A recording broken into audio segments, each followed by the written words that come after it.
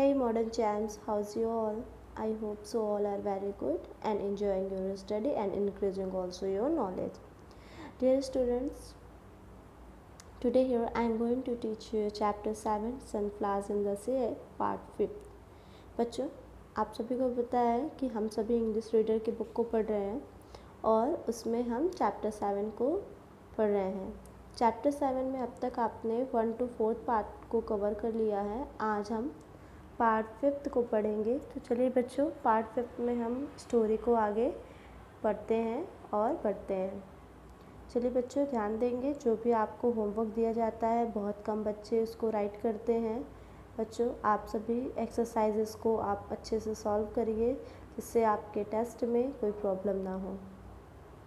Okay dear student, let's start your text and read carefully. Dear student, reconnect होते हैं। आपने देखा था कि क्या स्टोरी की शुरुआत हुई थी, क्या प्रॉब्लम हुआ था। As the little girl was pitting Shona, a little boy picked up some sand and threw it into the pool. It dirted the clear water. Killy curved his eyes with his claw and Ellie closed her mouth tightly. Dear student, आपने देखा था कि जब मम्मा और siblings दोनों आकर pool के पास sea creatures को देख रहे थे तो वहाँ पर गर्ल ने सोना को देखा और वो काफ़ी अट्रैक्टिव हुई और उसने देखा कि सोना कितनी खूबसूरत ब्राइट येलो कलर की स्टारफिश है, तो उसको क्या करने लगी, सहलाने लगी। तब तक क्या हुआ, एक बॉय आया, boy it means that sibling brother. Okay, उसने कुछ सैंड लिया अपने मुट्ठी में और उसको फेंक दिया टिडल पूल में। इससे क्या हुआ, जो साफ़ वाटर था टिडल पूल का वो गंदा हो गया, जिससे कि किली परेशान हो गया। तो किली ने अपने आइज़ को कवर्ड कर लिया और एली ने अपने माउथ को टाइटली क्लोज कर लिया। आपने देखा था, इतना बात हुई थी। अब उसके बाद से क्या होता है, ध्यान देंगे, उनकी मम्मा उनको डांटती हैं या फिर नहीं डांटती हैं। ओके, चलिए देखते हैं। आपने जैसे पिक्चर में देखा था कि यहाँ पे बॉय जो है वो मुट्ठी में सैंड लेकर आया है और सी क्रिएचर्स के ऊपर फेंक रहा है और उनकी मम्मा उनसे कुछ कह रही हैं। ओके, देखिए क्या कहती हैं, आगे के टेक्स्ट में हम रीड करते हैं। यहाँ पे मम्मा कहती हैं, don't throw sand into the pool, can't you see it bother the sea creatures dear child. कहते हैं, प्यारे बच्चों, तुमको नहीं पता है कि सारे सी क्रिएचर जो छोटे छोटे बच्चे हैं ये सब डर रहे हैं। Don't throw sand into the pool. कहती हैं कि आपको सैंड को पूल में नहीं फेंकना चाहिए। This is a very bad things, so you can't understand all the sea creature very afraid for this things, so you don't throw sand into the pool. Okay, अब यहाँ पे बॉय को बात समझ में आ गई, उनकी मम्मा ने उनको समझाया। तो बोलता है boy, I am sorry mamma. Okay, I am sorry mamma, मैं अब क्या करूँगा, मैं अब टिडल पूल में क्रिएचर्स के ऊपर सैंड नहीं थ्रो करूँगा। अब आगे क्या होता है, यहाँ पे मम्मा took the children and left the pool. As soon as the sand settled, the creatures were revealed. Shauna left the rock and floated over the where Ellen sat.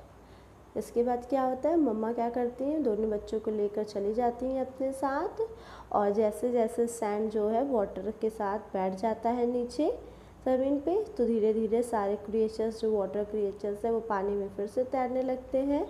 और उसमें सोना जो है वो एलन के पास तैरते हुए आती है और पूछती है, क्या पूछती है, सोना पूछ रही है, Alan are you all right. Alan, क्या तुम ठीक हो। Don't think the children show you way over here behind this rock. यहाँ पे सोना कहती है, मैं सोच सकती हूँ कि तुमको किसी भी बच्चे ने रॉक के पीछे छिपते हुए नहीं देखा होगा, तो तुम ठीक तो हो। तो यहाँ पे एलन कहता है, आई एम ऑल राइट, मैं बिल्कुल ठीक हूँ। ओके डियर स्टूडेंट, समझ में आया। यहाँ पे थोड़ी सी स्टोरी को और देखते हैं। यहाँ पे बच्चे जो हैं सैंड को टिडल पूल में फेंकते हैं जिससे कि वो सैंड जो है वो तैरता है, तो सी क्रिएचर्स उनसे परेशान हो जाते हैं। उनकी मम्मा ने उनको मना किया तो बॉय ने सॉरी बोला कि अब वो ये काम नहीं करेगा, जिससे सारे सी क्रिएचर्स सब खुश हो जाएंगे। और यहाँ पे शोना ने पूछा कि क्या तुम ठीक हो फ्रेंड, तो यहाँ पे एलन कहता है yes I am all right. Okay, next text को कवर करते हैं। फिर शोना आती है, फिर अपने सारे फ्रेंड्स से पूछती है यहाँ पे फिशेस हाइड की गई हैं और यू ऑल राइट फ्रेंड्स। तो यहाँ पे सारे फिशेस जो हाइड हैं वो कहती है वी वर ऑल राइट शोना, हम सभी ठीक हैं। We hide behind the rocks so the children could not touch us. कह रही थी कि सारे फिशेस कहती हैं कि हमने अपने आप को रॉक के पीछे छिपा लिया था जिससे कोई भी बच्चे हमें छू ना सके। ओके स्टूडेंट, आपको समझ में आ गया कि सी क्रिएचर कितने सॉफ्ट होते हैं, वो छोटी छोटी चीज़ों से डर जाते हैं। इसलिए आप भी ध्यान देंगे कि आपको भी कभी भी वाटर में डस्ट नहीं फैलाना चाहिए। ओके, गंदगी आप नहीं करेंगे, डर्टी नहीं करेंगे वाटर को, और किसी भी sea creatures like tortoise and starfish किसी को भी परेशान नहीं करेंगे। समझ में आ गया ना बच्चों? अब आगे के टेक्स्ट को हम आगे कवर करेंगे नेक्स्ट पार्ट में। आज के होमवर्क को देख लेते हैं। बच्चों ध्यान देंगे, आपने बहुत कम बच्चों ने होमवर्क को किया था और गलत किया था। आज आप फिर से उसी होमवर्क को नोट्स में राइट करेंगे। सभी बच्चों को होमवर्क को राइट करना है in your notes. Okay, so firstly understand clearly what is your homework. This is your incorrect word that correct words in the space provided. Okay dear student, आपके जो incorrect word है उनको underline भी करना है। Underline करेंगे सबसे पहले इनकरेक्ट वर्ड को, फिर उसके बाद से उसके प्लेस पे आपको करेक्ट वर्ड को राइट करना है। फिर से समझ लेते हैं। यहाँ पे क्या पूछ रहा था, Shona was a sunflower, no Shona starfish थे। ठीक है, एंड नेक्स्ट क्या पूछ रहा था,